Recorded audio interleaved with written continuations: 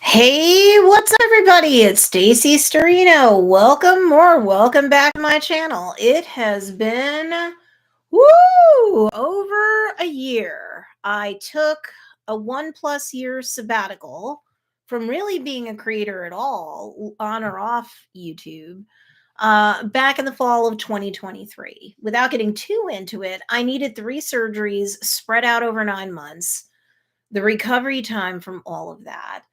And I didn't bounce back anywhere near as fast as I would have hoped. But here I am. I'm back in the saddle again. And listen, like the title of the YouTube, live stream is, I kind of destroyed my channel by taking a long sabbatical, but I kind of had no choice. Sometimes that happens for the reasons I just gave at the beginning of this live stream. So, what's the plan to go and recover when, let's say, for reasons having to do with like mental, physical, emotional, financial, and or spiritual reasons, if you've had to take a sabbatical off weeks, months, a year or more? Hey, Speckled Loon, what's going on? Welcome back, girl. I'm so glad you're here. Spread the word. I'm going to be doing live streams. The plan is every Tuesday at 10 a.m. Eastern Standard Time. And so I'll show up with like a live like training for about 15 minutes and then free coaching when it comes to organic content marketing for sales conversions for a little bit of time after that. So we're going to get back in the saddle again, and live streams and replays are just the fastest and easiest way for me to do that. Valley Smithy, what's going on? Mike, thanks so much for showing up. Spread the good word. The girl is back, right?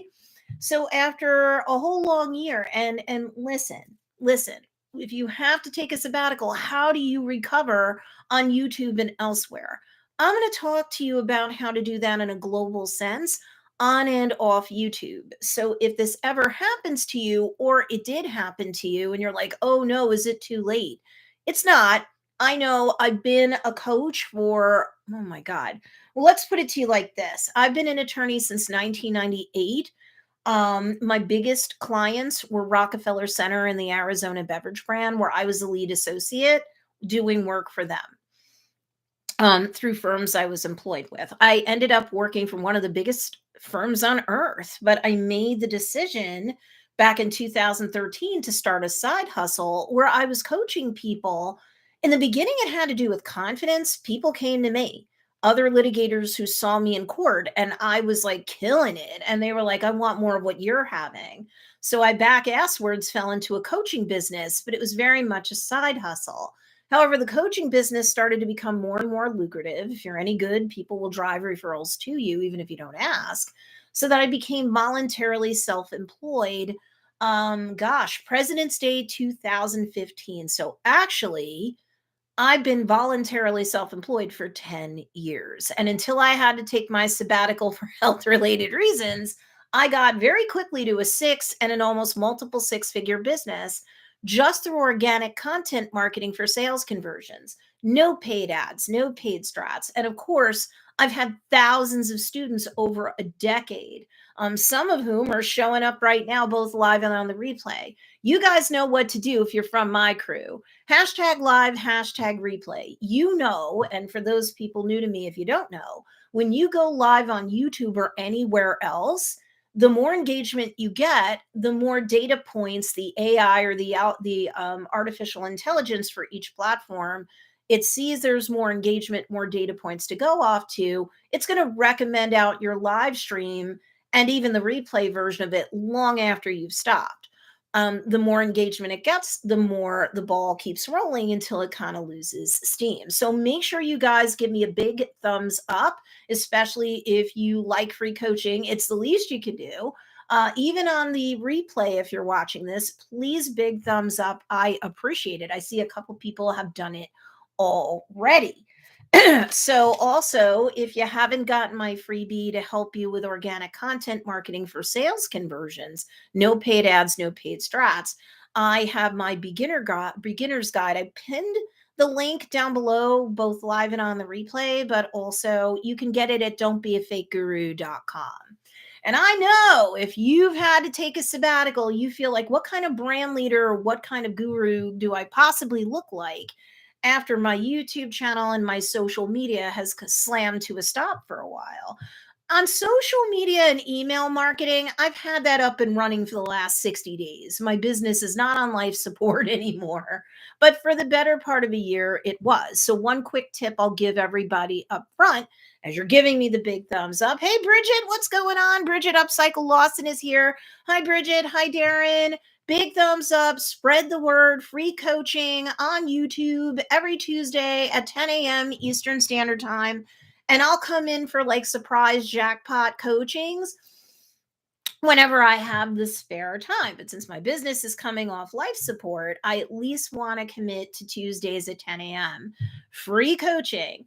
And that freebie, if you haven't grabbed it yet, I pinned it, but it's at don'tbeafakeguru.com, all one word, right? And even if you're not a coach course creator and you're like, I'm not trying to be a guru, fine. But if you're selling anything, digital, physical products, handmade products, you're running a handmade business, I get that, but you're still like a brand leader within the particular space that you're in. So you're still kind of trying to be a thought leader, a brand leader as part of the conversation of the brand based community you're trying to market and sell to. So, yep, you too are kind of a guru and you don't want to be a fake one. So definitely go to what I pinned down below. It's a nice freebie, and you'll have a good time. So, what is my plan since I had to take over a year's sabbatical from YouTube, period? Social media, email marketing have been coming back the last 2 months or so. So that's cool. But what do you do when you're like, hey, I haven't created any content on YouTube or another platform? Here's my plan. And since I've been a coach to people who are entrepreneurs marketing on behalf of their businesses since 2013, I've kind of been around the block before. And this didn't happen to me until about a year ago, but I've definitely had paid students who came and went over the last 10 years, and they've had to take breaks a couple of weeks, a couple of months. And yeah, I've definitely see people have to take a break from creating any content at all for over a year. And they're like, oh no, what am I going to do? This is what I'm going to do because this is what I've coached them to do. And this is what you should do if, God forbid, you've ever had to take a break. I'll talk about my YouTube channel, but quite frankly, unless I say otherwise, this could apply to any like social media platform that you've had as well. This could also apply my advice, and I'm going to walk the talk myself, but I've given it for pay for years. This is what I think you need to do to reinvigorate your brand online. First of all, your attitude is important, right? I mean, you know why you had to take your sabbatical. I said why I had to at the top of this live stream. Mentally, physically, emotionally, financially, and or spiritually, life's gonna life, right? Things are gonna happen. Bad things happen to good people. Even if it didn't affect you, it can affect those that you know and love, and then you have to take a sabbatical to take care of them. So, what do you do to bring things back? The first thing is really your attitude, right? So if you put your tail between your legs and say, oh my God, it's too late, I don't really know, and then you kind of like half commit and kind of half work your comeback, how good do you think that's really going to be? So, as kind of Captain Obvious it is as it may be for me to say, you have to have the right attitude and the attitude. It's still something that you have to start with. That's the firm foundation for you to build your comeback. Hold on, I see somebody making a comment. Eden House Edition, what's going on? Brilliant. Thank you, Stacy. I'm so glad you're back on YouTube. I always pick up so many tips listening to you. Good. That's why I do this. Looking forward to getting my social media back online. Kind regards, Faye Marie. Mwah. Kiss back to you, girl. Make sure you guys spread the good news. This channel is back online. I'm going to do live streams, posted replays, 10 a.m. Eastern Standard Time. The idea is every Tuesday. So make sure you give this video a big thumbs up. Make sure you put hashtag live, hashtag replay. I do want to see the people who are coming in on the replay too. I will check my live stream / replays for comments. And you guys know, if you know me at all, I will get back to you usually in a very reasonable period of time. Hold on just a second. Thank you kindly. Okay, so attitude is really important because honestly, consciously and or subconsciously, if you tuck your tail between your legs, How good are you going to feel about mounting your comeback? How persistent and consistent do you think you will be in the application of that comeback? Now, listen, I had a near multiple six-figure business a year with no paid ads, no paid strats when I had to take my sabbatical in the fall of 2023. It sucked. And I had been a six to near multiple six-figure business a year every year for most of that decade that I've been voluntarily self-employed. I just hit my 10-year anniversary on President's Day 2025. So it's only been like 3 days out that I have been a total of 10 plus years successfully self employed, no paid ads, no paid strats. And I've been teaching other people how to do that over the last decade, and I'm loving it. My biggest success story is Joe's Dairy Bar and Grill, which is a mega influencer on TikTok, meaning they have over 1 million followers or fans or subscribers, whatever the various platform parlances are. They show up really good on Facebook and Instagram, but on TikTok, they're over 1 million subs. Unilad and a bunch of big influencers, including at one point Jacksepticeye, who is a huge gamer on YouTube, has used their content and or collabed with permission with them. And within about 2 years, they went from barely profitable at a $300,000 business a year to over 1 million year over year. And they're a single location mom and pop shop serving burgers and fries and milkshakes. Okay. So, like, if they can do it, anybody can do it. Anyone can do what I teach. So I have enough confidence and enough attitude and beatitude to say it's going to be a little raggy when I first start to like reinvigorate interest in my YouTube channel. I was at almost 2,000 subs towards the end of 2023 when my sabbatical started. And I'm like at 1783, I think, today. Whoo! But, if you're not around for a long period of time, we're still talking about attitude and your beatitude with your comeback. You got to take into account that if you're not around for a while, people are going to go, all right, I guess they retired. I guess they quit. I guess they're not interested anymore. And while that may not be the case, nobody knows your story as good as you do. So, sure, I emailed my list about once a month throughout a lot of my sabbatical. But didn't actively sell to them until more recently. And I think I kept quite a bit of that email list. I kept quite a bit of my social following. But YouTube, I was just like, oh, I can't. I can't. And the surgeries were on my jaw. So, like, I couldn't really talk and my face was blown up. So, I'm like, I can't do that. And when you have 3 surgeries spread out over 9 months, it's like, whoo. So if you're just following us now, I see people are giving me more thumbs up. I appreciate that. It's like you're kind of putting your tip in my jar here, right? There's free coaching, free advice. All I ask is that you give this a big thumbs up. That's really easy to do. Yes, even on the replay, please do it.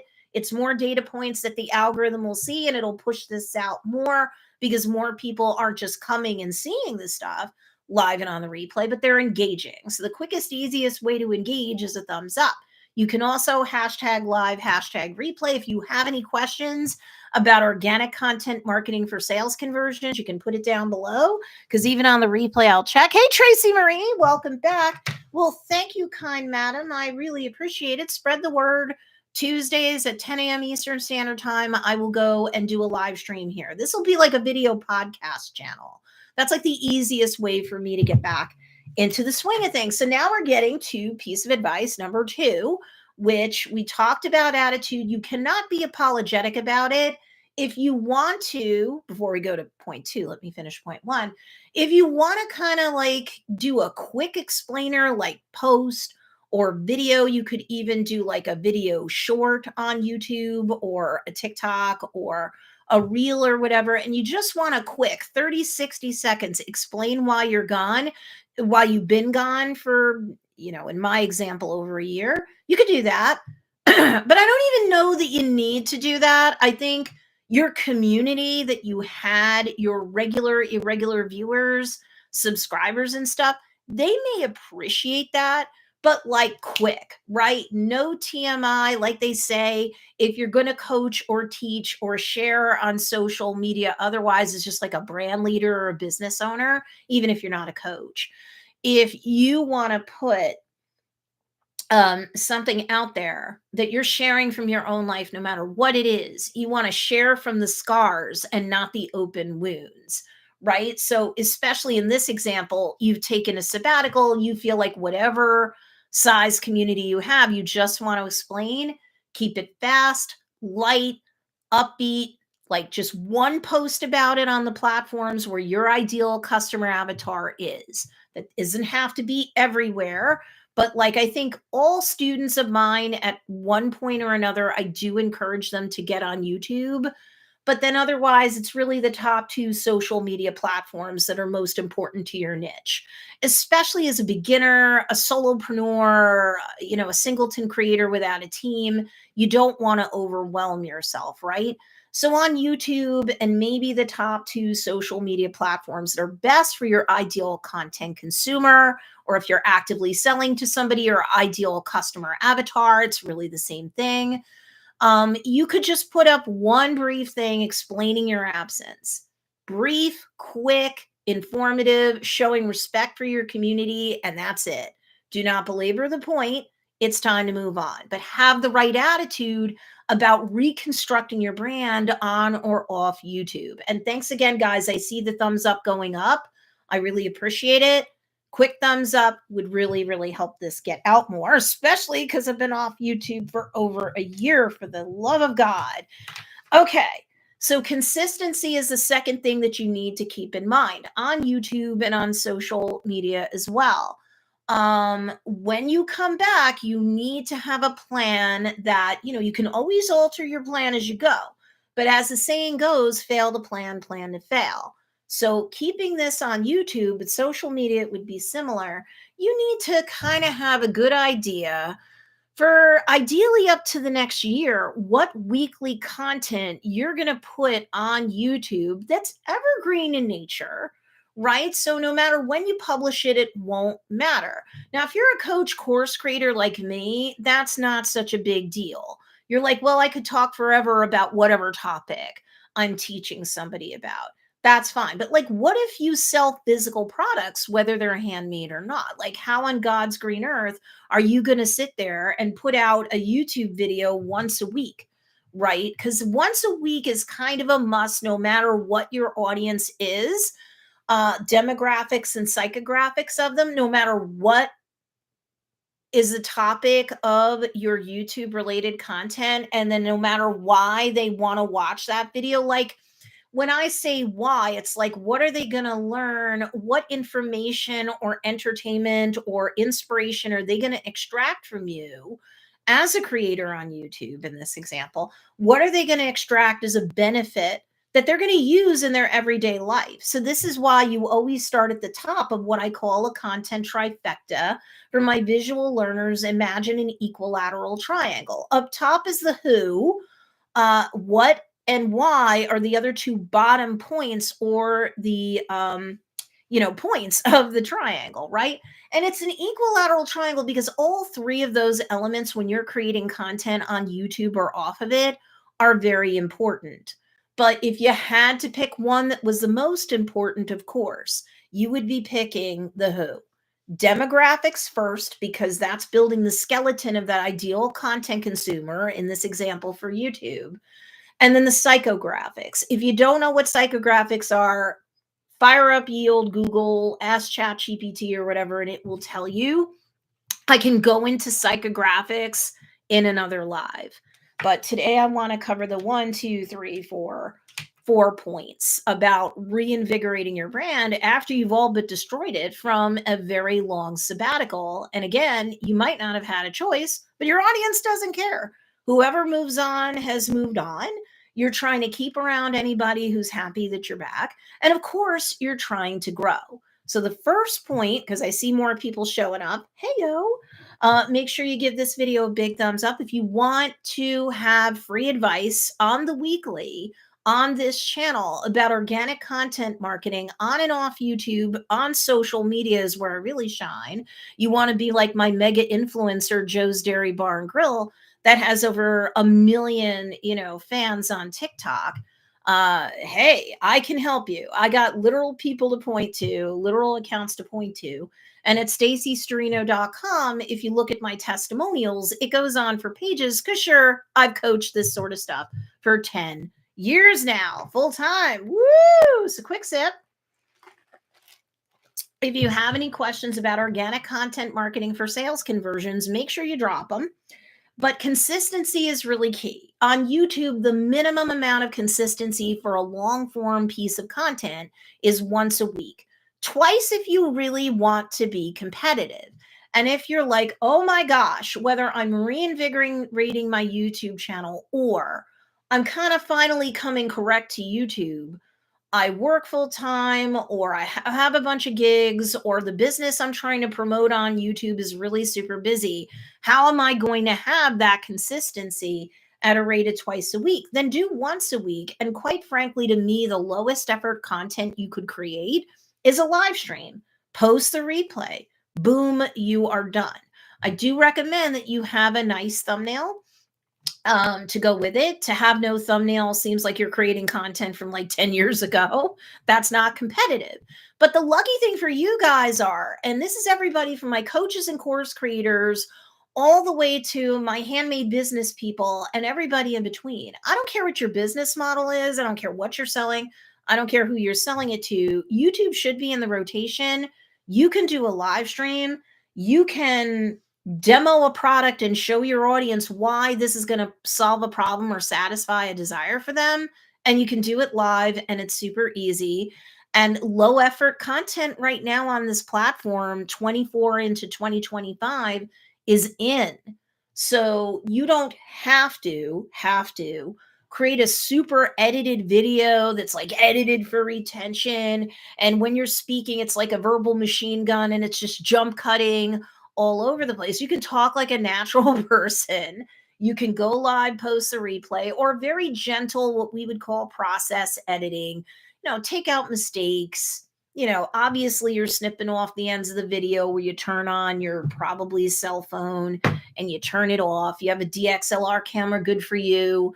Do most entrepreneurs need it? No, it's just nice to upgrade to it when you can. But a lot of creators who are very successful on social media and YouTube, camera phone's fine.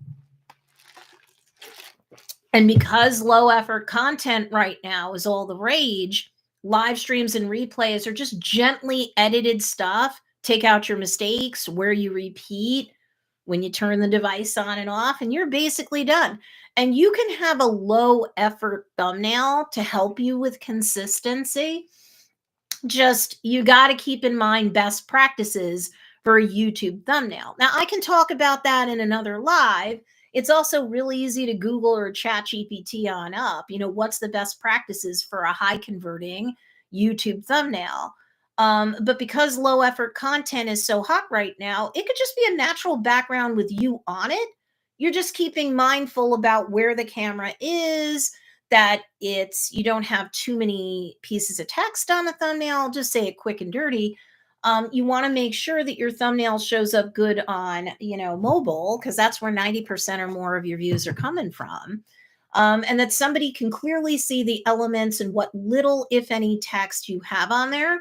And if you do have text on a thumbnail, for the love of all that's good and holy, make sure that it's not going to any part of that text or anything that's important in that thumbnail does not get obstructed by that little black and white time clock that you see on all the thumbnails to show about, how long the video is.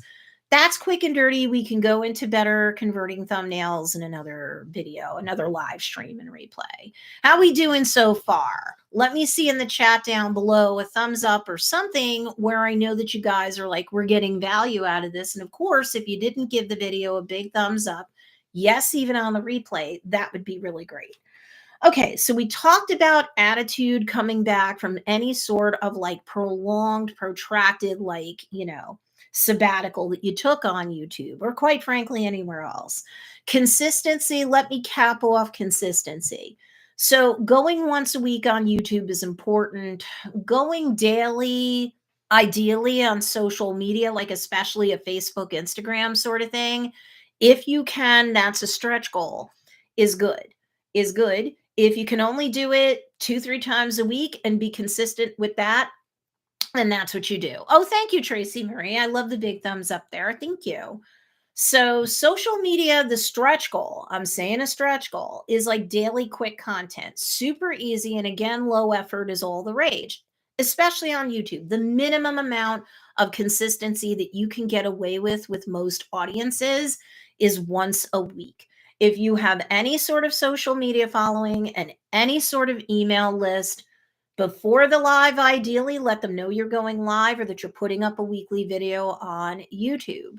When you go into replay mode and or the YouTube video is published, you can send another email or at least make it be that email where you're driving your ideal customer avatar or ideal content consumer. Either or both is the same person. If you're selling to them your widgets, whatever those are, then it's an ICA.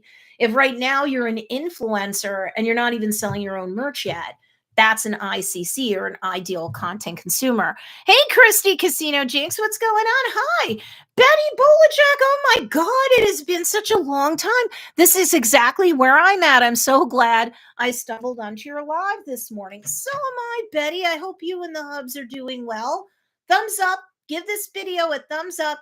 Hashtag live, hashtag replay, and a separate content. The more engagement you get on anything on YouTube, whether it's a live stream or not, the more YouTube will push it out to other viewers that are just like you. The content trifecta that I talked about earlier, the who, demographics and psychographics, the what and the why, the benefit that person wants to extract from consuming your content on and off YouTube, most of the AIs or artificial intelligence with all their algorithms work very similarly. If they see there's a lot of engagement and content consumption, it'll look at the demographics and psychographics of the user. It'll look at the search history and the content consumption history, and it'll triangulate and go, oh, now I can do my digital matchmaking and push out this content to more people. But again, having the right attitude and the right consistency is important. So, coaches and course creators, this is easy for you to go live or put out an edited video once a week on YouTube. But what if you have a jewelry business, for example? I'm thinking of you, Betty. So, like, and a lot of my students through the years, you're like, how can I? Okay, I'll go live because I don't want to edit videos. And yay, low effort thumbnails and low effort content are in right now. Great. That'll help me be more consistent on YouTube. But when I go live, what am I going to talk about? If you have 10 products, there's 10 weeks worth of lives because you can demo or show off. I don't know, I'm making it up. Like, cups that you create, options that they have. Why does somebody want this thing? How is it going to bring more joy into their life? Any of my paid students know any piece of content that you create on or off YouTube, all that really is it is a conversation with your ideal consumer, right? So what are you having a conversation with them about? How to get them out of pain, get them into pleasure, solve their problems, satisfy their desires. That's what every entrepreneur is paid for. We're paid to be problem solvers or to help people make themselves or through gifts other people happy. When you are doing that, you are not so much selling as you are helping. So creating content is always something. Going back to point number one, you got to have the right attitude and be attitude. You got to be an evangelist about your products. So, whatever they might be, coach, course creator, physical products, whatever. So, you can do a weekly spotlight on a product. Now, if you have product line collections that come and go for seasons and holidays and stuff, even more content to help you with your consistency on YouTube and off of it. I see I have more comments. So Betty says, I've actually pivoted. I'm now an ADHD coach. So good for you, Betty. And I know that you understand that topic. So that's really great. And Tracy says, as an author, I can read a chapter live. I am thinking you can do all sorts of readings. You can talk about your inspiration for why you created the book. I mean, really, you can do it. Bridget says, I'm totally in the same boat. Oh, I know, Bridget. I didn't want to out you, but thank you for sharing. She says, I'm totally in the same boat. I've had to take a break for a long time. We, her husband and Darren and she, we do handmade products because we love to make stuff, but we didn't even but didn't want to even do that. I'm glad to be back, but it's hard. Yes. So what we said at the top of the hour is it's super duper hard to come back. The longer the time off platform, the harder it is for you emotionally. If you're like, oh, will YouTube or whatever else like suppress me because I haven't been a regular creator? Every platform just wants the creators to keep creating content. And if it can go matchmake because it understands the who, the what, and the why, and it can triangulate and find the right audience, it's going to play digital matchmaker, YouTube's AI, any platform's AI, and it will be so happy to drive the right people to you. The clearer you are about the who, the what, and the why, the clearer your content trifecta is. The audience that's contained there is the first tranche of people or users on the platform that, in this case, YouTube, will shove this stuff out to. It will serve it out, suggest it out, and say, do you like this? If enough people from that first tranche, that is your ideal customer avatar if you're selling, or ideal content consumer if you're otherwise not, and you're just creating content, building a community because that makes you happy, and you want to reach people and make an impact through your content, fine. Either which way, same thing. The platform's AI needs to understand the who, the what, and the why, and who to start with first. If that ideal audience likes you, then it'll go one tranche out, just a little bit different, not exact doppelgangers.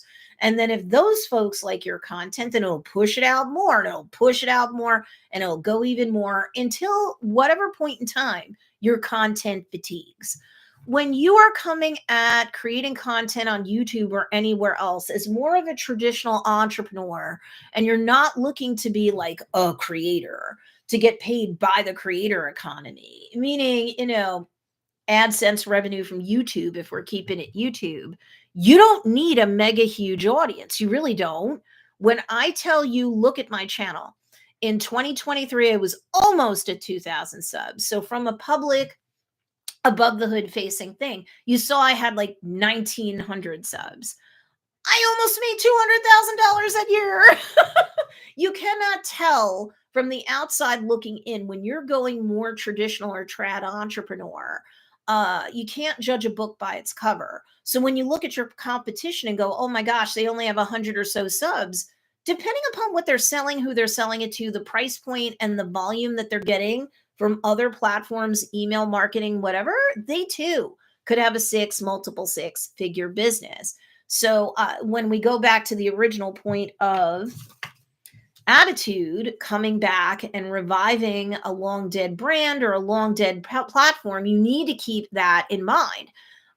You need to keep it in mind that you can grow your business, but if you're an entrepreneur selling widgets, you don't need the whole world to follow you, and that's okay. If you're a creator working the creator economy on or off YouTube, it might be different. You might need a more broad appeal audience. So if you're selling jewelry, for example, it shouldn't be so hard before you come back on, or, at least come back on, break the seal. But in the background, I would ideally like anyone, if you were my paid student or not, to say, if I'm putting something on YouTube up once a week, I can have 52 topics. If I understand my business, coach, course creator, making products, anything, I could talk about 52 separate but related ideas to the business I'm running and the person I'm trying to help, so that the who, what, why, the content trifecta stays clear. Then YouTube, in this example, can keep serving things out. You'll get better at doing the thing by doing the thing. Consistency is also important. Whether you're launching on YouTube or coming back after a sabbatical, consistency is crucial. Forget what the algorithms think of it. The algorithms care about what the humans care about, right? So if the humans know that they can rely on you, that in my example, I am now going back to lives on YouTube at 10 a.m. Eastern Standard Time every Tuesday. Once you show up enough, people get used to it. It's kind of like appointment viewing. They know that you're there, just like in Bridget and Darren's case, when they had their live streams up and running on social. Were you working YouTube too with the software you were using, Bridget, or was it just social only? let me know down below if you're still around. I know you and Darren are actively running your business, but it might take a couple of weeks as we finish out point number 2, consistency. It might take a couple of weeks to build up and keep enough of a human audience around, right? So, you can't just do it for 1, 2, 3 weeks and say, this isn't working, because the attitude isn't the right attitude, point 1, and it's not going to help you with the consistency. Bridget says it was YouTube and Facebook. Okay, I don't remember. Between my sabbatical and yours, holy crap. But Bridget could tell you it took she and Darren a number of weeks to get enough of an audience together who said, okay, they're coming the same day, the same time, every week. I like them, even if I'm just flitting in and out, but enough of them keep coming back. And they're working their social media to keep reminding everybody we go live each week, this date, this time. And, here's a quick elevator pitch about what you're going to get for showing up, because people always want to know what's in it for me. Of course, we're all like that. So, hey, Marquina Rawlings. Oh my God, girl. Good morning, Stacy. Good morning, everybody. Yay. Marquina and everybody else, big thumbs up. I do see a lot of people giving me a thumbs up, and I really appreciate that. Because when you go live, same thing for you guys, or when you are doing a video pre-edited, even if you're like, never am I going to go live, but I get the thing about consistency. So I'll put out a video, even if it's not super long, on YouTube every single week. Good deal. But always remind people to give a big thumbs up. If they have any questions or comments, invite them to communicate with you. Not just because the algorithms will like it, although sure, you are building up a brand-based community. And especially if you left everybody for dead, even for really good reasons like me, 3 surgeries and recovery times and blah, blah, blah, then guess what? You have to earn back the trust of the audience that you already have. So the right attitude, which includes patience. That's tip number 3. So we talked about attitude at the top of the hour. If you missed it, make sure you go back, because it's helping you. And it's also helping me. But we can help each other. And consistency is very important. So even if you're creating jewelry, how many pieces of jewelry do you have? So highlight a piece every single week. And if that gets you 10, 20 weeks because you have 10, 20 videos, there you go. 52 weeks isn't such a bear. You're also supposed to be an expert in jewelry. You're selling it. So, what's a good way to store jewelry? What's a good way to repair jewelry? What is a good way to keep it clean? As you step into each new season of life, we got 4 seasons a year. You could have 4 more videos talking about trends for jewelry, how to use what you already have, and then what piece or pieces, of course, from your collection that you want to mix in so that you can update your look. You think the brand-based community that sure may be low and slow over time as you're building your audience from scratch, or after a long sabbatical, you're rebuilding it. Don't you think that people are going to appreciate that? And over time, every single weekly video that, in this example, if you do it on YouTube, you are building up what I call, and all my students know this, the KLT factor, the know, like, and trust factor. It's like putting deposits in a bank. When you put enough deposits in over time, the consistency, the right attitude, your tail isn't between your legs, you're here and or you're back, let's move on, and you're providing value, then guess what? Over time, when people know, like, and trust you and or your brand and or your business enough, once they're ready, willing, and able to, they will buy from you. Dan Ariely wrote a great book, Predictably Irrational, and it talks about buyer behavior. And it is an evergreen classic because what is taught in there is truth. Get it from a library, buy it if you're an entrepreneur and you're a reader, and make sure that that's in your library. Of course, all my paid students know my favorite book, because it's thin, it's cheap, it's a quick read, but every page pretty much is powerful. Go for No. That is a really great title. Go for No. That will help you with your attitude, launching or relaunching on YouTube and anywhere else. That'll really help you be more bold and more understanding of marketing and selling, and not be so apologetic.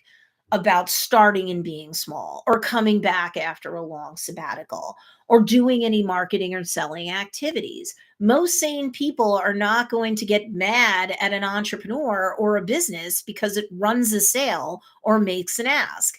That's ridiculous, right? A business is going to act like a business. So Bridget said, not the handle I am signed in on today. And the replay views were always better on YouTube than on Facebook. Christy Casino Jinx says, what a good time frame what's a good time frame to maintain for a video for engagement? I mean the length of the video. Christy, let me know if you're still here with a thumbs up or something. I'll answer your question regardless, but I'm just curious, are you still here? What's a good, yay, good. I'm glad you're still here. Everybody give me a big thumbs up. I really appreciate it. Spread the word. Tuesdays, 10 a.m. Eastern Standard Time, free coaching with me. Okay. And make sure you're subscribed to this channel if you aren't live or on the replay, and make sure you click that bell notification and select all, because yes, you're more likely to get all the notifications if you happen to forget that I'm here on Tuesdays at 10 a.m. from now on. That's the plan. So the answer to Christy's question, which is a really good question. Hey, Marquino, what's going on, girl? Your video is whatever length it needs to be to do your demo, make your point. If you're a coach, to teach whatever it was you came to teach that day, and not another moment. Now, if you're live and people have Q&A, then obviously you serve the people there. But like, if that takes 8 minutes, then that takes 8 minutes. If it's 10 minutes, it takes 10 minutes. I will be honest with you. It's how do you serve that audience best with that video? If you can get it done in 30 seconds, a minute, up to 3 minutes, you may as well put it out as a short on YouTube if you like. Do you need a separate shorts or clips channel for that? Used to be the advice was, yes, you did. But over the last year to 2 years, the folks at YouTube have built like more algorithmic like connections or bridges to the short and long content so that it will recommend out shorts to that particular person. Remember that content trifecta, that particular who, demographics and psychographics on that particular what for that particular why. So you are less likely to like break your channel to have shorts and longs together. Off the jump in 23, when I was doing pretty much daily shorts and 1 to 2 long form videos a week, I didn't break my channel. If your education and how to and your audience is mostly adults, they consume both longs and shorts. So they're not going to be like, oh, I'll ignore all your long form content. The younger your audience is, you want to do your research about how they are as content consumers. If your audience is super young, then I would definitely even now keep my shorts and longs on separate channels, because if you have like say teenagers coming and they only really more often than not watch shorts and they're ignoring your longs, holistically, YouTube may over time not recommend out your long form content or your non-vertical video shorts, because it's like, oh, this stuff isn't popping off more. However, if you're getting a ton of engagement on those longs anyway, because maybe you can keep a schizophrenic audience, then no, YouTube would never stunt or nerf the reach of a long form video sitting on the same channel as a short form video. Just the younger your audience, the more I would say just keep 2 separate channels. But since most of my paid students, and I think most of the people here, are selling to adults, you can keep your shorts and longs on the same channel. I see a lot of stuff going on. I covered points 1 and 2. We're going to get to point 3 in just a second. So Christy gave me the thumbs up. She's happy. Marquina said liked, plus I've got to come back to watch the replay. Marquina, I bet your life's just as busy as it was a year or so ago, girl. I get you. Christy says, thanks for the great feedback. Thank you. My pleasure. Marquina says, thanks for your examples of possible content for jewelry makers. Yes. Same thing with makeup, same thing with skincare, same thing with home goods, same things with toys for kids of any ages, like anything that you could think of. If you understand your business, what you do, who you do it for, and why they're going to use it, this is a litmus test. You should be able to come up with 52 different ideas so that you can at least have weekly content on YouTube. And it does not have to be super long if you don't want it to be and you don't need it to be.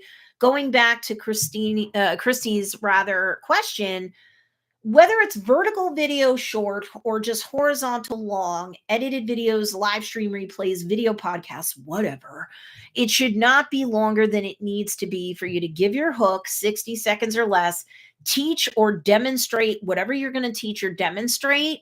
Maybe give an example so your audience can understand how to apply whatever you've taught or utilize whatever you show, and then you wrap it up. Okay. Always make sure, especially on YouTube, that you are asking for a subscribe. And the reason why you're asking for that, and you need to kind of make it clear, is what does your audience get out of it? Because, coach course creators like me, okay, super easy. People can use you as a resource for free on YouTube. Cool.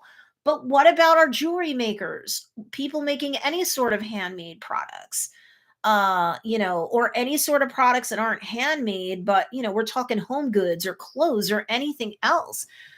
You should still be a resource for that ideal person, demographics and psychographics on that topic that want a certain outcome. And that may be to look fashionable, to look great with their skin, their makeup, the clothes that you make, to keep their home inside and outside looking fresh and updated, right? So, like, no matter what, you should be the authority or at least a thought leader in a space that matters to that person who is into this type of content, product, services for the type of outcome they want. Yes, you can even do it owning a jewelry business. Yes, you can even do it no matter what you sell. If you go to stacystorino.com and you look at my testimonials, there are a number of people who have gotten to multiple six figures and more selling everything under the sun. It doesn't matter in one sense what you're selling, who you're selling it to, and why. What I teach in a broad brushstroke way works on YouTube and off of it, on social media and off of it, right? So hold on. Yes, Marquina said, how do you know that I'm still that busy? Because busy people always are busy. If you want something done, give it to a busy person. Am I right? Not just Marquina, everybody else. Am I right? Come on. All right. So we talked about having the right attitude when you are launching or relaunching a brand on YouTube or any other platform. If you missed it, you want to make sure you go back to the beginning. We talked about consistency. It's not Marquina's just celebrating. You go, girl. I know it. We talked about how important consistency is. I don't want anybody to go for the head fake going the algorithms and the AI. The AI only cares if the humans are happy. That's especially true on YouTube, but it's the functional equivalent on Facebook, Instagram, TikTok, wherever. You are not creating content for the algorithm. You are creating content for your ideal content consumer if you're an influencer, and your ideal customer avatar if you're a more traditional entrepreneur. Doesn't matter. You are creating content for people who need to know you have the right attitude and beatitude. Number one, you are consistently there at least every week with long form content on YouTube, daily to near daily with shorts. I'll tell you how to do the shorts in a minute. If you're like, oh my God, how much content am I going to create? And daily to near daily, stretch goal, you'll get there if you can't do it right now on social media otherwise. And my God, if you're, how do I put this? If your ideal content consumer or customer avatar, one of their top two social media platforms that's best for their niche is something like Twitter X or Blue Sky, God save your soul, because you really, to be truly competitive on that platform, like every hour on the hour, need to put out a tweet, a post. That's the way you can become very competitive on those platforms. Again, a stretch goal. And again, if you don't need to be on Twitter X or Blue Sky because you know demographics or psychographics, your ideal customer avatar, they may be on there, but it's not their top two social media love languages.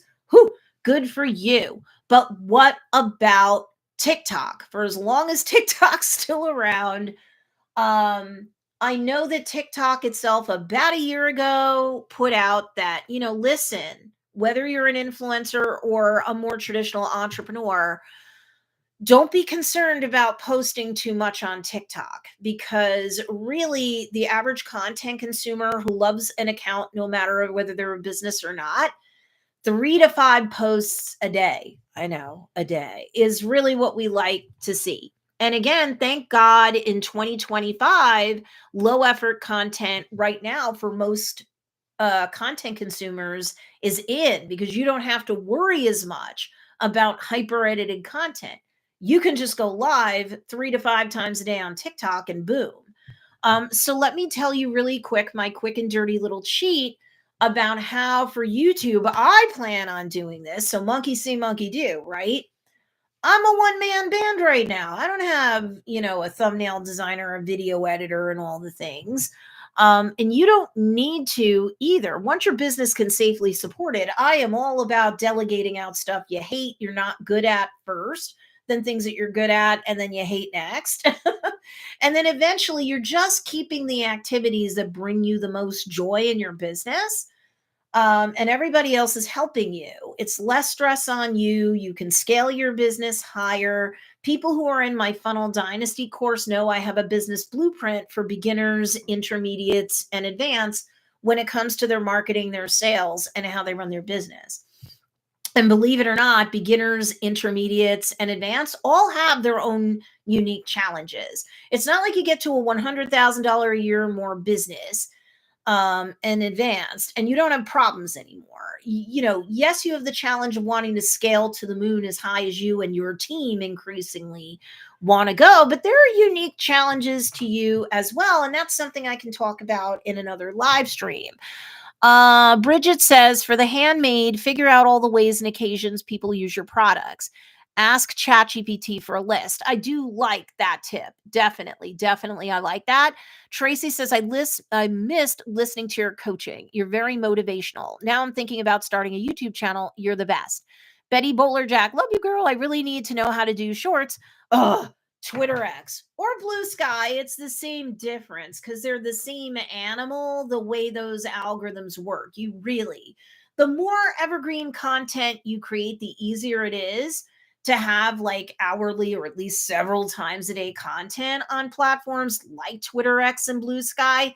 So, like at some point along the line, it's easier for you to be more competitive no matter how busy you are, no matter how big your family, personally, professionally, you're busy. I get it. Here's how you would want to be consistent on YouTube, for example, and then I'll tell you how to backfill your social media with this daily content. I'm currently unaware of any like free solution for this, and I'm not going to be like dropping affiliate links or anything. That's not what I'm doing today. It's fine. Affiliate income is fine and fair. I do have some tools down below that you can get free freemium use of for other things that will help you on and off YouTube. Some of them you don't have to pay ever at a particular level, like TubeBuddy. So, Tracy Marie, if you're looking to start your own YouTube channel, BookTube is a thing, is probably, we can talk about this another time. But like every business, no matter what, even if you're not an influencer, you're more of a traditional business, at some point needs to have a YouTube channel. So I would definitely do it. And again, even if you're just doing a reading of a chapter once a week, and then talking about other weeks, like why you love this genre, why you wrote this book, plans for any sequels, advice for other aspiring authors, because you've been in the trenches. Why shouldn't they listen to you? That's fine. And like I said, you could just go live and post the replays. Now, with things like Opus Clips and or Descript. Descript is all under one hood. So for some people that works better, like me. You can create content in Descript or shoot a video on your camera and upload it into Descript. However you want to create content, you're fine. And it's AI does a lot of the process editing for you. It can take out any mistakes. for you. It can take out any too long pauses. You can decide how many seconds in between words you want. The older your audience, the less tight you want to make everything. Because again, if it's like a machine gun coming out of your mouth, anybody over like 40 is going to be like, yo, probably. I'm painting with a broad brushstroke. But while you're in Descript, you could take whatever your long form edited video is and then ask the AI to pull out clips. So that's your vertical videos that you could use as shorts, as TikToks, and as reels on Facebook and Instagram. Or you could be like what I'm going to do after this live stream goes into replay mode and I get my replay link. I can feed the replay link into Descript. I didn't create the content there, but it doesn't care. And it can still pull the vertical videos or clips out of there. 30 seconds, 60 seconds, up to a minute. The AI can make the decision and pull everything out and let you see it. Or you can dictate only like 15, 30-second things. It'll also give you ratings or ranks for how well, given the data the AI can scrub off the interwebs or scratch off the interwebs, it'll rank them in terms of how likely they are to be successful. But what if you're using something else to edit your videos and you're like, I'm not going to go into a whole nother editor. I don't want to. I'm using CapCut. I'm using iMovie. I'm using DaVinci Resolve or fill in the blanks. Great. You could use Opus Clips. That might be what you need. Opus Clips, instead of paying like a monthly fee, you pay for credits. So whenever those run out, I guess you just get more.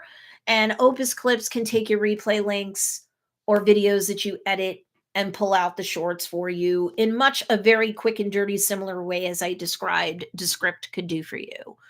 One other thing I like about Descript so far is like if I upload a transcript to Descript, or if I don't have a transcript, like say I went live like I'm doing now, and I give it the replay link, it generates a transcript for me. And then one way or another, you end up having like a doc looking thing, right? You could go in and manually just remove words and mistakes. And then, like, if you want to have more fine grained control, bam, Descript does it for you. Or you could just let the AI run amok and undo anything that you think it shouldn't have done. There's so many different variations with Descript. I wanted to play around with it long enough before I became an affiliate for it. So I'm just talking about it right now. If you don't need descriptors, you're like, no, I have CapCut or whatever else makes me happy. Cool. Stay with that and then use something like Opus Clips, because then you're only creating your one piece of consistency long form content. Doesn't matter. Is it a live stream and a replay? Is it an edited video because you like that? Doesn't matter. Use what I call a clip service or a clips function from software that, yeah, you're going to have to pay for. But if you can, it's not crazy expensive either. They have tiers, they have plans. Boom. It pulls out even like 6 clips for you. Now you are on YouTube and or social media 7 days a week. Don't forget that on Instagram now they've done away with the IGTV thing, but you can upload video to like whatever length pretty much, and you can do that on Instagram. So can you repurpose live streams / replays that you only did on YouTube to Instagram? Sure. Can you download a video and upload it to a Facebook page or group? Absolutely. So, cross pollination is a great way to get to consistency on more than just YouTube. If you want to create something first as a live stream, especially, I like YouTube better. And in Bridget's case, as she said before, they got better engagement and a bigger audience faster through YouTube. Is that always going to be the case? Well, obviously, listen, I used to say I don't have a crystal ball. And one of my students, Donna, gave this to me. I don't have a working crystal ball. Like I can't guarantee a particular outcome. But what I would say is that more likely than not, everybody needs to be on YouTube. And YouTube probably is not going to be like your least trafficked platform, no matter what you're selling and who you're selling it to. Betty says that sounds great. Yeah. So, yep. And it's a lot cheaper, not to knock paid video editors at all, because I know they get really sensitive about the AI thing. But the genie is out of the bottle, right? I'm not saying you never need a video editor. I love Barney, who edited how many videos for me. But it can do your quick and dirty process editing for you. And then if you want to put in a B-roll, you can. But again, like I said before, like especially on YouTube, low effort content is having a moment. So live stream replays are not super edited videos with little to no B-roll. You are good to go right now. I think everybody watching me are adults. We know the pendulum can swing back and forth. So do I think at some point in time more high effort content is going to become more the mainstay again? Yeah. But right now, come on in, the water's fine. If you wanted to launch a YouTube channel and you never did, now's the time to do it. If you're like me and because of health reasons or whatever, you had to be off YouTube for a year or longer, come on back in with live streams and replays, video podcasts, and or low effort thumbnails and low effort videos. But again, the low effort thumbnails still have to follow best practices on YouTube. Ask Google or ChatGPT, it'll give you a list, and just be mindful of that when you're creating your thumbnails. For those of you that need to stay for your freemium, I still think Canva, the free version, is going to get you very, very far for creating thumbnails. You can use their templates and just work off of them, keeping mindful for the bullet points you'll get from ChatGPT or Google to get you good best practices thumbnails. Bridget says, Descript has a free plan to try it out. It lets you do an hour of transcripts a month. I'll be testing it this week. Oh, good, because they're always, just like most platforms, they're changing up their freemium, teaser rate plans and stuff like that. Bridget says, got a jet. See you next week. Bye-bye, girl. And I'll see you inside of Funnel Dynasty, of course. Okay, so here's the deal. Make sure that you're giving this video a big thumbs up. I have no problem doing free content, but it's just kind of like a tip in my jar if you give this a thumbs up. Hashtag live, hashtag replay, because if you say nothing else, I still get to see when you jetted in to see this, especially if you don't otherwise comment. Remember that when you go live, it's not a big ask to ask people to thumbs up or tap on the heart if you're going live on Insta or whatever. Get people to engage. It's quick and easy for them to do, and it does help the algorithm say, oh, this video is getting, or this live stream is getting more activity. I'm going to find other people like this person who just engaged to push this out or ping them about this content next. So, oh, hi, Marcy. Good to see you. It's been a minute. Hashtag live from Marcy. Marquina says, hashtag live. Yes, hashtag live, hashtag replay. I plan on being here every Tuesday at 10 a.m. So doing a live stream is freaking me out, said Marcy. Why? In the beginning, next to nobody's going to see you because you don't have an audience for that live yet. And that's pretty true on YouTube and other platforms. If you have people come on very quickly, typically, it's people who are subscribed or following you who have engaged with quite a bit of your content. That's how these AIs or algorithms work. The first tranche of people they serve out to are the ones that have been hyper engaged with your content. Now, if you're starting at zero followers, zero content, and you're jumping off into the wild blue yonder doing a live, you're brave, and there's nothing wrong with that. Then like YouTube or any other social media platform will go, okay, let me read the title. There's different algorithms on YouTube and off for like everything. So keeping this to YouTube, there's algorithms that look at your title.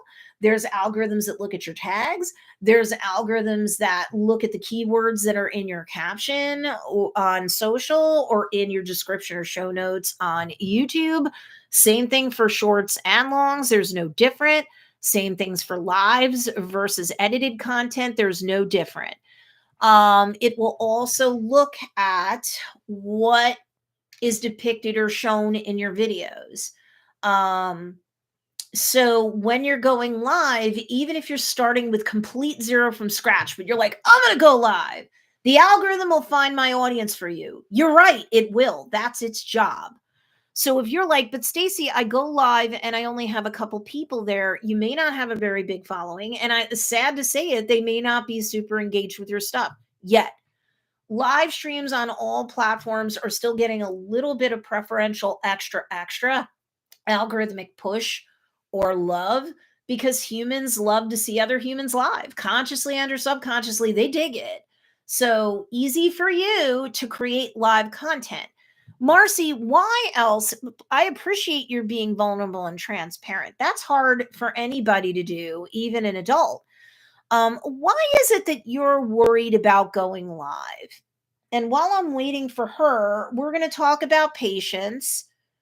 And then we're going to talk about analytics moving forward. And then those are my 1, 2, 3, 4 points that I wanted to make for this first live stream back in over a year. So again, it's been a minute for me. Thumbs up on this content, help this get pushed out. Because yeah, my channel's been a dead ball for over a year. You like content marketing for sales conversions, or just how do I get my content marketing to pop off even as a creator, no matter what platform? I've been that coach for 10 years. I had to take a year sabbatical because of surgeries and health. It sucked. I'm back. Here we go. So that's how I destroyed my channel. Of course, that's an easy way to destroy your channel on YouTube or your social anywhere. Just ignore your audience. Even if extreme things happened, all they know is you're not around anymore. If they're not engaging with your stuff won't be suggested out to them hardcore when you first come back. Unless, of course, you have a lot of engagement, really great watch time, then maybe the algorithm's okay. I will push out to anybody who is subscribed, is following, did engage with their content. Let me look at the analytics and I'll bench press out a bit more. So when I talk about patience, yes, you might have to be consistent once a week with long form content, and then daily to near daily. Again, it's a stretch goal. Don't freak out. But I just gave you a quick and dirty way to get shorts out of longs, and boom, there you go. Not just on YouTube, but TikTok and Reels, Insta and Facebook. Go nuts. But you need patience, because in most cases you don't have a supernova audience if you are small and you've been gone for a long time. In my case, it's going to be a lot of humble pie that you have to eat coming back. And so that goes back up to the original point of attitude. You have to have the right attitude, not just tail tucked between your legs.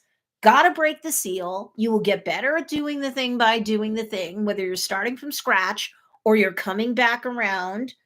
You got to warm back up. You got to give yourself a chance to get experience creating content, even with lives and replays.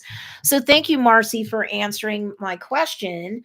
Because she says, I don't know. I speak in public and do well, but the video and the editing after are my issues.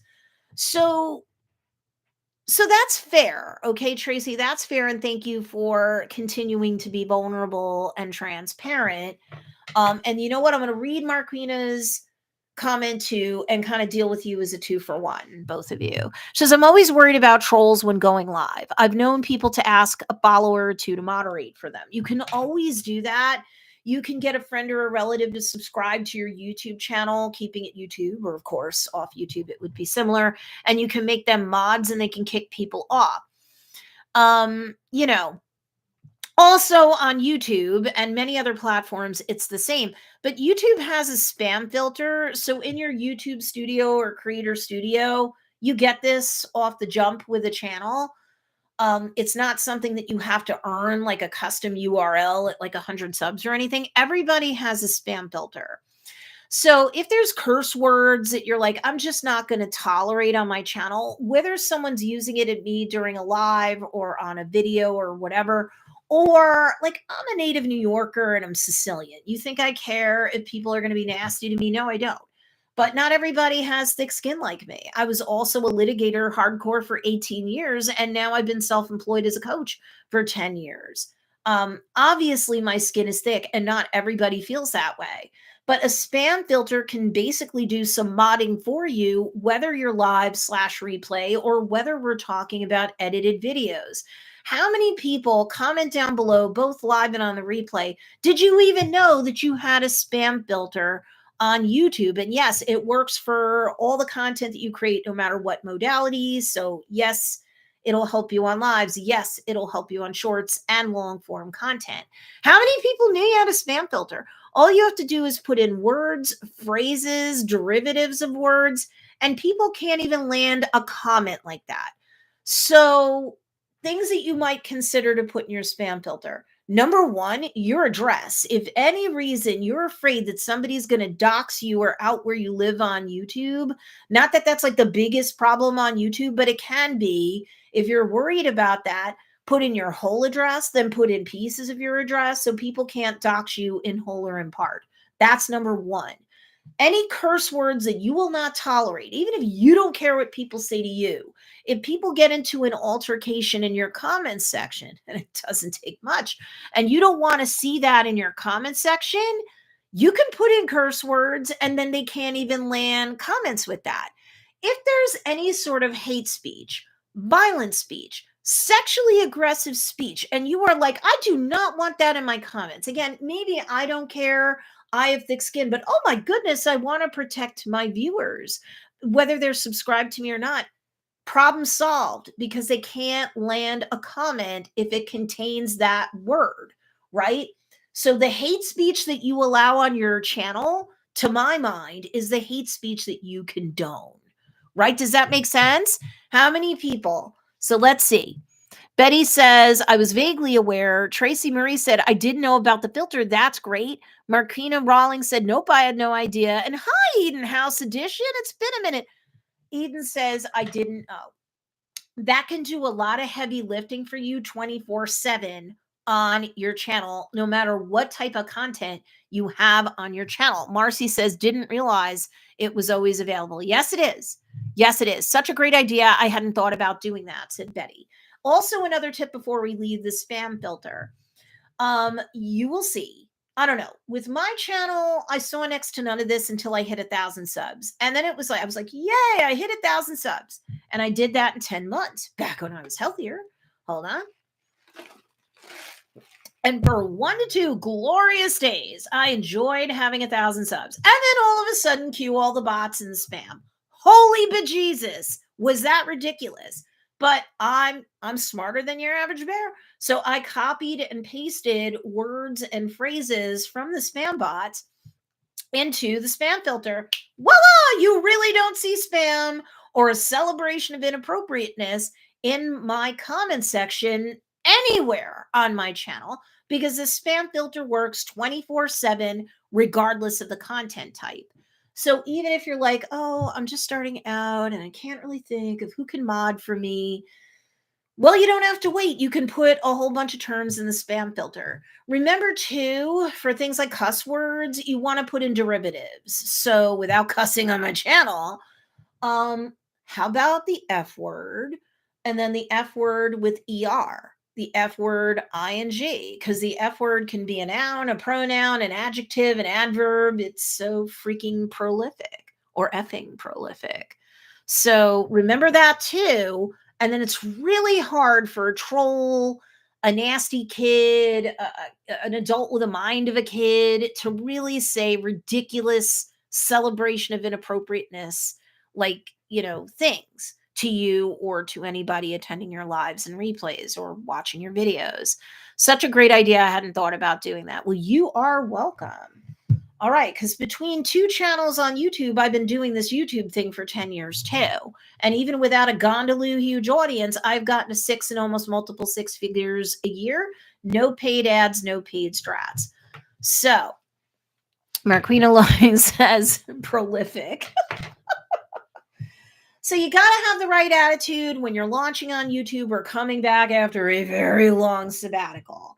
You have to have consistency. Long form content, live stream replay, or an edited video. And today it's all low effort content. So good for you. You don't have to go crazy with your editing. You don't have to have much or any B-roll, and your audience may eat it up. It's right now all the rage. Go nuts. You can record in your car. How many people have seen people going live in their cars or edited videos, shorts or longs, and they're in their freaking car hanging out on the steering wheel with invariably like a gray background in their car, because I'm shocked at how many cars have gray interiors, and they're just shooting the breeze, coaching, talking, whatever, and boom, they have 1,500 views on them. Right. So depending upon how broad their the interest is for that video, they're going to get a lot of views for like little to no editing. Right. So like it's a great time to be alive and launch or relaunch on YouTube. But let's see. Marcy was saying that she's fine speaking in public, so that's half the battle, but she's afraid about the reaction she's going to get on her content. Look, I think the spam filter is going to hide a lot of ridiculous crap from you and your audience, and problem will be largely solved with that. But you're a brand leader, a business owner, a thought leader in your space. You are sharing information even when you're not doing straight up salesy stuff. Or you're demoing a product and saying how it's going to solve a problem, satisfy a desire. And sure, at the end, you can say it's for sale on your website. Anybody who lasts that long isn't going to get pissy with you because you made a pitch. You taught them something, a tip, trick, technique, showed a satisfaction of a desire, a solving of a problem with a product. Whether they buy from you or not, they're not going to suddenly, unless they're nuts, go crazy in the comments. And again, your spam filter will keep them from doing ridiculous things if you stock it prodigiously. Mine is prodigiously stocked. There's a lot of crap I'm not going to tolerate. And you shouldn't either. And if you're like, oh, my brain is lily white and I don't really know, what hate speech is, well, go ask Google or ChatGPT, hold down the vomit and put the words in, and then you never need to see them again. It's your spam filter. I should be clear. Lena Rain, oh my God, Miss Lena. Hey, what's going on? Hashtag live. Marcy says, I need to remind myself I am a thought leader in the space of herbs. Eden says, yes, I must admit, I've seen people in cars. So many aha moments listening to you, Stacy. Hashtag live. Thank you, Faye Marie from the UK. Much love to you, Faye Marie. It's good to be back on YouTube. My email marketing has been going on for the last couple months. And social, I've been coming back to. Make sure you're in my free Facebook group, Content Marketing for Conversions. There used to be 2 freebies under the Files tab on the top of the group feed. There's now 10. So even if folks like Marcy and Lena and all them, you might be in Content Marketing for Conversions, you might have gotten the original 2 freebies. Make sure you circle back around and get the 8 additional freebies that are in there, because holy cannoli, I love to over deliver, as you all know. Marcy says, thanks as always. I'm so glad you're back. Me too, man. Me too. 3 surgeries. Holy crap. I've had myself a time. Okay. So you got to have the right attitude and beatitude launching or relaunching on YouTube and everywhere else. You must have the minimum amount of consistency. YouTube with long form content, it's weekly. Shorts, clip them out of your long form. Boom, you have daily content. Repurpose those clips that you use on shorts. On TikTok, Facebook, and Instagram, you can use the Meta Business Suite to post to both places simultaneously. And then like wherever else. Remember too, you can use YouTube to find the step-by-step way to do this. But you can take long form content off Facebook and you can download it and post it to a Facebook page or a Facebook group, and or you can upload it to Instagram. There is no IGTV anymore, and there are tricks and ways to repurpose longer form content onto IGTV. I think TikTok is up to an hour. So if you've got content on YouTube, unless you go past an hour like me, because I'm a monster, it's pretty easy to get stuff up on TikTok and Insta and repurpose that stuff. Repurposing anything, if you ever did create evergreen content before, is an easy way to kind of get back in the saddle again. Betty says, I'll do that. Thanks, Stacy. Yay. So attitude, consistency, patience, especially if you have no audience, you are starting from scratch. I know that things can go semi-viral to viral, so I'm not saying it won't happen. Again, remember, a student gave me a crystal ball because he used to say I don't have a crystal ball, and now that I do, but it doesn't work, Donna. It doesn't work. I can't see the future. So you need patience because it can take several weeks of going live or putting a long form video on YouTube and then pulling out clips and otherwise posting 7 days a week on YouTube and repurposing those videos, longs and shorts elsewhere. It can take you weeks to build an audience that is at any even small but mighty, and or it can take you weeks to get at least some of the people back that are like, "Oh, I'm glad to see you, but you've been gone for so long. I've kind of gone elsewhere." It's part of life. There's nothing right, wrong, or indifferent. If you had no choice but to take your sabbatical, there's nothing to feel bad about. And even if you're like, well, maybe I didn't need to take my sabbatical, it's too late. Time's gone. There's no time machine. We're not Marty McFly. We're not going back to the future. Onward and upward, right? So, patience is really a virtue and necessary. And in the beginning, you may not have anything pop off. I almost hope you don't. And here's why, not to be mean, but folks like Marcy and other people who are like, I'm nervous to go live. And maybe that's the best way I can be consistent with long form content, at least right now. But I'm so nervous about it. Well, guess what? You're not going to have too many people looking at you. And on YouTube, if you've got your spam filter stocked and they want to say something dumb, they can't, you know? And then if you can get a friend or a relative to mod, great. Otherwise, and just go live. That's it. And repurpose your live. Go crazy. So easy. You don't even have to learn how to edit, for God's sakes. Betty says, I only had one surgery. Only? Oh, girl, that's enough. I can't imagine recovering from 3. Well, that's why I've been gone for over a year because I'm a monster, but even a monster can be put down, right? Glad to see you're doing well. Thank you, girl. Thumbs up if you haven't.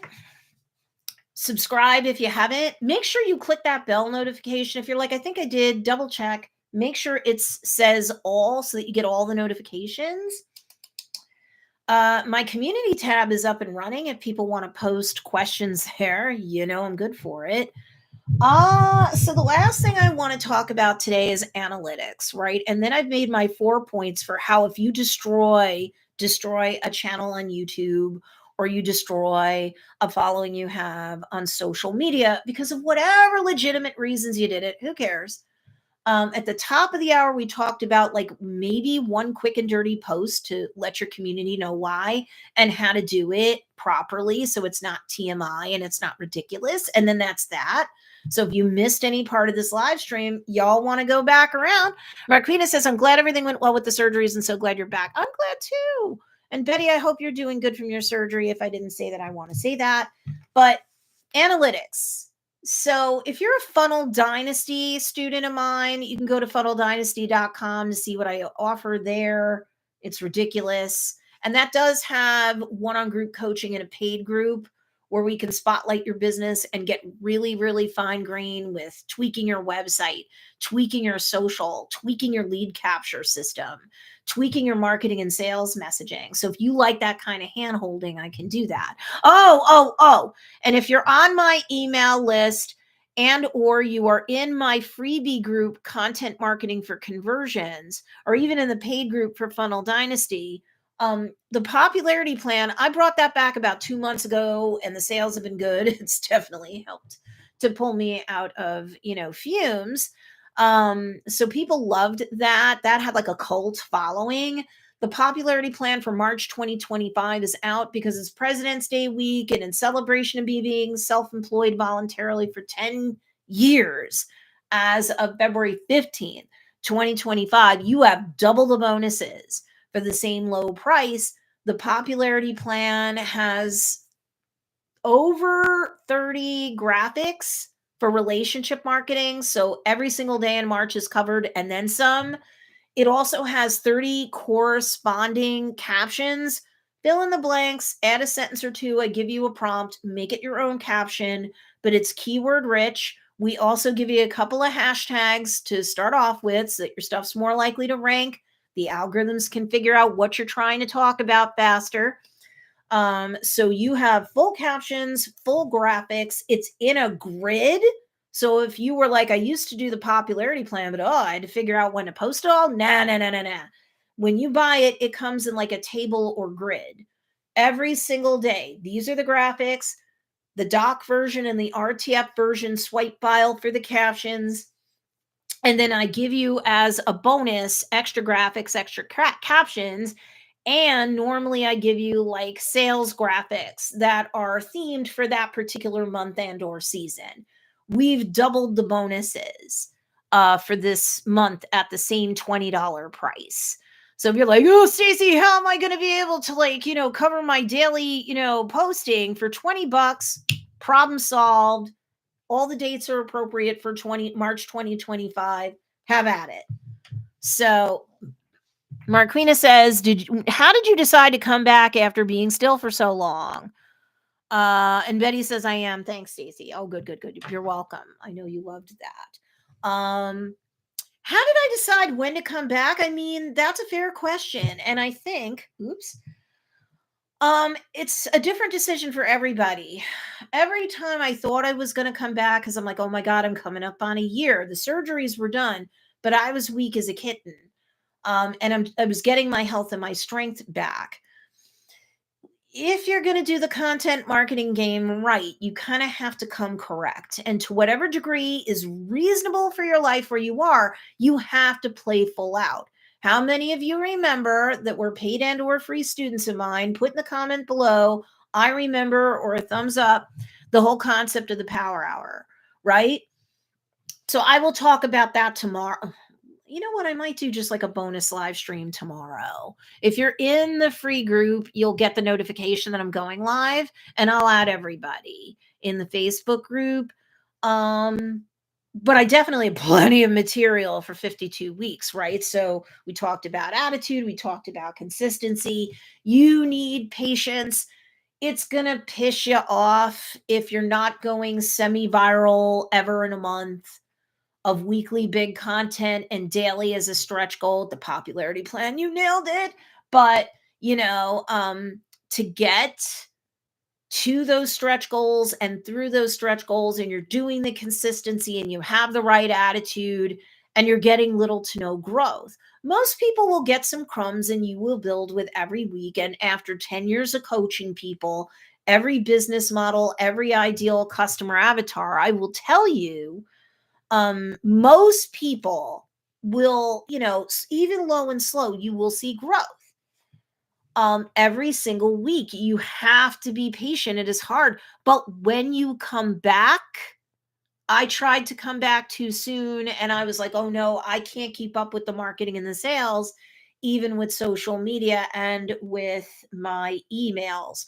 But by December into January, I was able to be more persistent and consistent. When you come back is up to you. Everybody's facts and circumstances, personally and professionally, are different. I'm not dropping back and punting with this answer. It is fact specific. But when you come back, you have to put in at least an hour a day towards your business, whether it's an hour lunch break at a full-time job and then an hour a day Saturday and Sunday, or you do 2 30-minute hemispheres, one in the morning, you wake up 30 minutes earlier, you go to bed 30 minutes later, boom, that's a day. Or if your life is so crazy and chaotic that like 4 times a day for 15 minutes, you set a timer, 15 times 4 equals 60. You will get to 60 minutes or an hour every single day. It is difficult.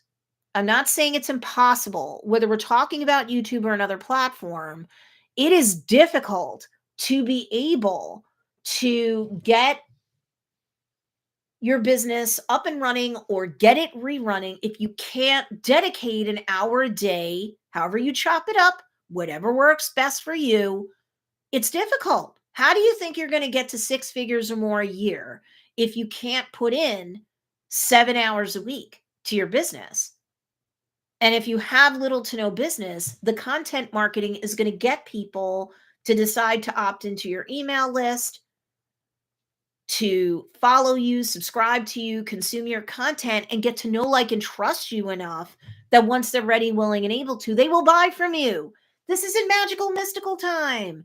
You have to build a brand based community. So when you know the who, demographics and psychographics, and the what is your business producing to help that person? Why? What problem are you solving? What desire are you helping them to satisfy through your paid offerings?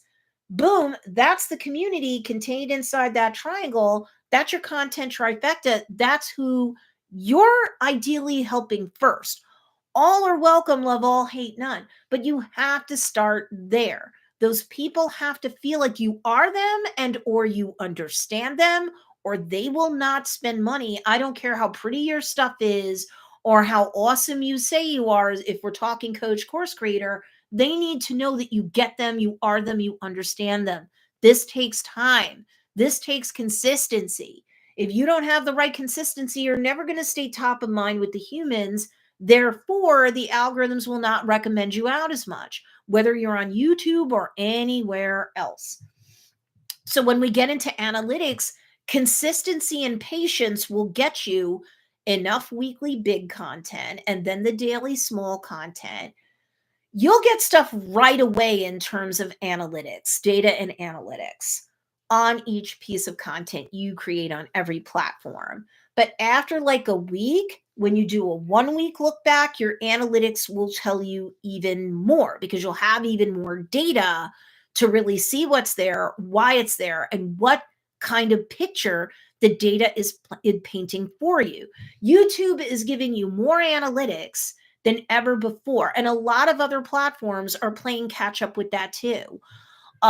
So, after like say a month of consistency, a long form every week and then short form and or small content every day, you have a month's worth of data and analytics. You can see the big picture. The big picture includes, but is not limited to, what content do they like better than others? Is it lives and replays? Is it edited videos? Is it short form content? They might like it all, but you don't know. And a couple of quick stabs here and there across the course of a month because reasons, you really think you're going to get a clear picture? Not likely. This is why consistency and patience is key. Then also, it will tell you the demographics of the people. I can't tell you how many times over 10 years of coaching, thousands of students paid alone, where I get people when they finally start really looking at their analytics going, holy crap, I have more males than females watching me.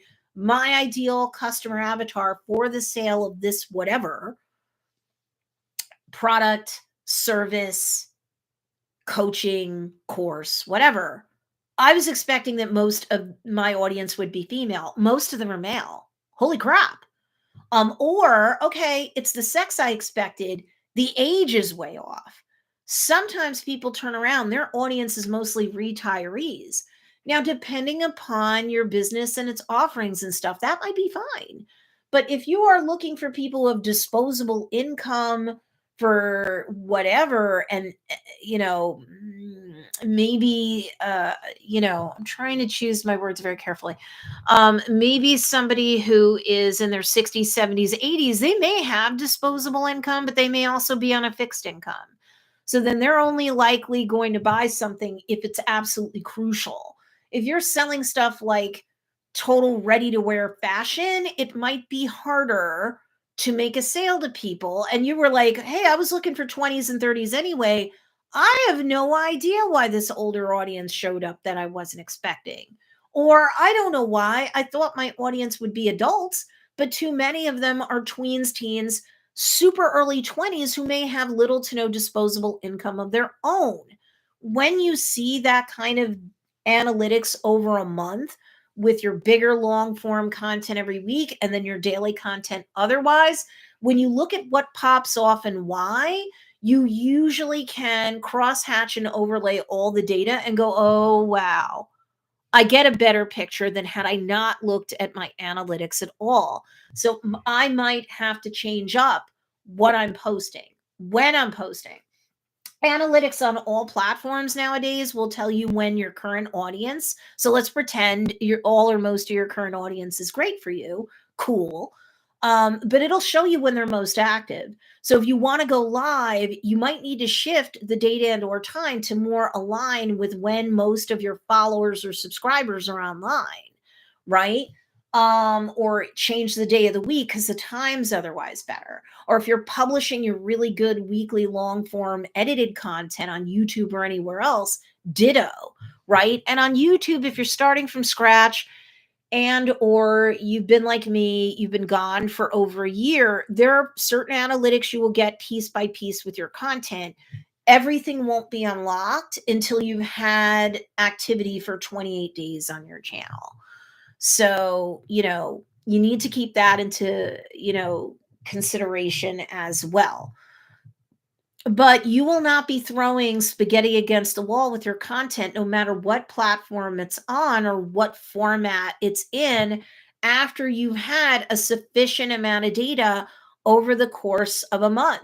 You will start to see patterns. And as you continue to make adjustments on and off YouTube with that content, then you will see what you have to change, what you have to tweak, where are you losing people in a video or a live stream. You will get that data. YouTube's one of the best at giving you that data. You're not throwing spaghetti against the wall. You're making data-driven decisions. That's the good news. So, but you have to have the right attitude. You have to have enough consistency. Your power hour will help you with that. You have to have patience to stick with it and get enough data so that you can use your analytics to be even more successful, one piece of content at a time moving forward, right? Without all four pieces, you can't successfully launch anything, and or you cannot come back to a destroyed account on YouTube or anywhere else. Does this make sense? Because I've been going at it for over an hour and a half, which I do not mind. But this is the end of my teaching for how to resurrect a dead account, really on any platform.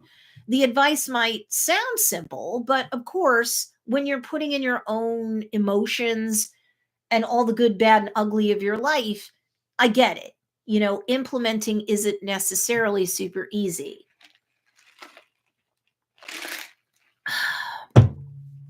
Thumbs up. I get it. Some sort of anything. And again, if you are watching and you haven't subscribed yet, please make sure you do. Every Tuesday at 10 a.m. Eastern Standard Time, I will go live. I will have some 15 to 30-minute training, and then I'm happy to take Q&A both along the way, because I can handle that. I've been a coach for over 10 years. I better. And or at the end. It doesn't matter to me. And even if you're watching this on the replay, like, put your questions down below. Somebody's here, somebody cares, somebody's watching. Make sure that you click the bell notification and select all. So just because you're subscribed to me doesn't mean you did that. Because then you'll get the notifications for more live streams and replays. My community tab should be open. You can post reasonable questions and stuff there. I'll start posting back on there again with the idea of doing it daily. Make sure you're in the free Facebook group, Content Marketing for Conversions. If you've been in there for more than a year, I bet you don't have all 10 of the freebies that are in there. So make sure when you get in there, you tap or click on files at the top of the group feed. All the PDFs will open, just download them. If you're not in my Facebook group and you don't have access to the email marketing that I do, including giving value in emails, it's not like I don't, I just sell there. But you also want to make sure you get another freebie by going to the link that I pinned at the top of the group feed, or going to just simply the website, Don't Be a Fake Guru, all one word, don'tbeafakeguru.com. Get that, freebie. I serve up value in the emails too. I let you know if there's other freebies that I drop in the group or elsewhere. And of course, you will learn about the live streams or replays as an extra reminder, just in case you don't get your YouTube related notifications. Because even when you select all, sometimes things can be glitchy. What else? Everybody's giving me the thumbs up. This has been great. I remember watching you from many years ago. I'm so glad I found you again. I'm glad that you found me too. Christy, thank you. Marquina, yay.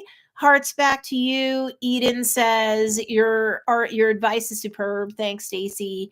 And Tracy Marie says she's back. I am. And you guys can come back too. Even if you think everything's destroyed, even if it's been a year or more, it's time to get up and back and right on track. And the 4 points that I discussed is going to help you do that. Oh, yeah, you can all just hit hearts and stuff like that. Oh, and don't forget, YouTube and TikTok are especially good about in the analytics section. You have to get enough analytics, I would say about a month, for this advice to turn on and or be really, really dialed in. But you can see what your viewers and subscribers are liking from similar creators to you, and that can give you an idea to stay consistent, to create content that they're currently vibing with also. So wanted to make sure that I gave you guys that. Okay, spread the word. She's back Tuesdays, 10 a.m. Eastern Standard Time, and I will talk to you guys later. Bye.